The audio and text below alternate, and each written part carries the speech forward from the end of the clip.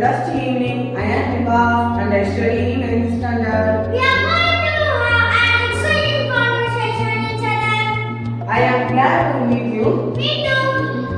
What time do you get up in the morning every day, Nivas? I always get up at 6 o'clock every day. And you? I get up at 6 o'clock every day.